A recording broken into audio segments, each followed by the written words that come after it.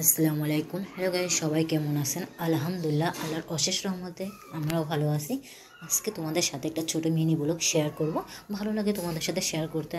দৈনন্দিন যা কাজ করি তাই সকালবেলা উঠে ঘুম থেকে সব কাজকাম সেরে ঘর ঝাড়ু থালা বাসন দিয়ে বাবুর জন্য রান্নাবান্না করে এখন নাস্তা বানাবো। তখন সকাল 8:30 একটু আগে, 8টার পরে বানানো হয়। বানানো কমপ্লিট হয় প্রায় 9:30 বাজে, লেট হয়ে যায়। যাই হোক, আমি রুটি আর পরোটাগুলো সব চেখে নেবো, কারণ অনেক নাস্তা সবার জন্য আমাদের বাসায়, নন্দের বাসায়, তাই বেশি করে বানানো হয়, এর জন্য লেট হয়ে যায়। আমি আমার যা মিলে বানাই, শাশুড়িও মাঝে মধ্যে বানাই। এক এক করে রুটিগুলো সেঁকে নিলাম, সাথে পরোটাগুলোও খেতে কিন্তু খুবই মজা, বিশেষ করে আমার শাশুড়ি মায়ের হাতে।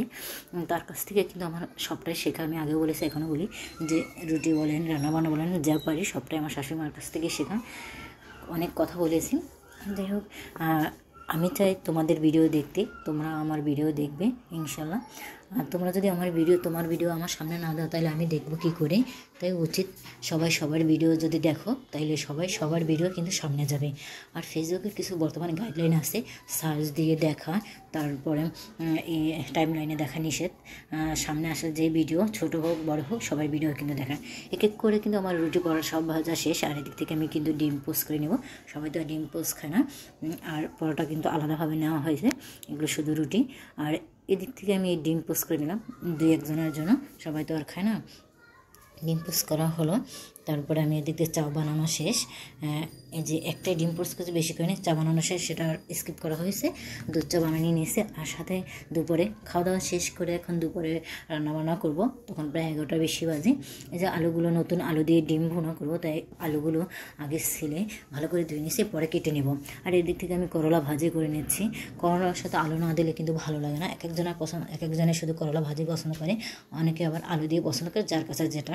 যাই হোক, করলা ভাজি কিন্তু তিতা লাগলেও কিন্তু মিষ্টি লাগে। আবার অনেকের হাতে কিন্তু মিষ্টি হয়, যদি হাতের ছোঁয়া থাকে।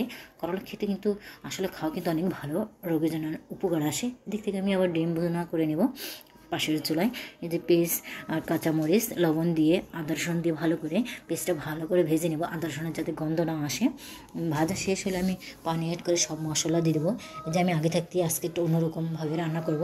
আমি প্রথমে আগে কিন্তু পানি দিয়ে তারপর মশলা দিই, আজকে আমি অন্যরকম রান্না করব দেখে আমি মশলা সব একসাথে নিয়ে, হলুদের গুঁড়া, মরিচের গুঁড়া এবং ধনিয়ার গুঁড়া নিয়ে পানি দিয়ে আগে তারপরে কষিয়ে নিচ্ছি। পানি দিয়ে মাখিয়ে তারপর কিন্তু কষিয়ে নিচ্ছি। এক এক করে আমার কিন্তু সব রান্নাবান্নায় শেষ হচ্ছে। তারপরে নতুন আলুগুলো যে কেটে নিয়েছি, সেগুলো দিয়ে ভালো করে একটু কষিয়ে নেব। একটু পানি অ্যাড করব কষানোর জন্য। কষানো শেষ হলে তারপর আমি পানি পুরাটাই অ্যাড করব। যাই হোক, এদিক থেকে কিন্তু আমার রান্নাবান্না শেষ। আর বাসি ডাল ছিল, তাই আমি আর ডাল রান্না করলাম না। আজকের মতো এখানে শেষ করব, ভিডিওটা আর বেশি রান্না করবো না। আর ভিডিওটা যদি ভালো লাগে থাকে আপনাদের কাছে, অবশ্যই কিন্তু লাইক কমেন্ট করবেন। ইনশাল্লাহ আমিও তোমাদের ভিডিও দেখবো, তোমরা আমাদের ভিডিও দেখবে, তাহলে কিন্তু আমরা একে অপরের সাথে এগিয়ে যাবো। যাই হোক, আমি পানিটা আমার বলক হয়ে আসছে, আমি এই ডিমগুলো দিয়ে দেবো এক এক করে। এখানে 6টা ডিম ছিল, 7টা ডিম ছিল, 7টা ডিম ছিল। আমি এটা কিন্তু নতুন আলু। আসলে এখন বর্তমানে যে আলুর দাম, ভাত খাবো না আলু খাবো নিজেই বলতে পারি না। সেই সময় রান্নাবান্না শেষ, তারপরে ধনিয়া পাতা দিয়ে পরিবেশন করে দেবো। যদি ভিডিওটা ভালো থাকে অবশ্যই কিন্তু লাইক কমেন্ট দিবেন। আপনারা ভালো থাকবেন, সুস্থ থাকবেন। Bye bye, tata, take care. আর কেমন হয়েছে অবশ্যই কিন্তু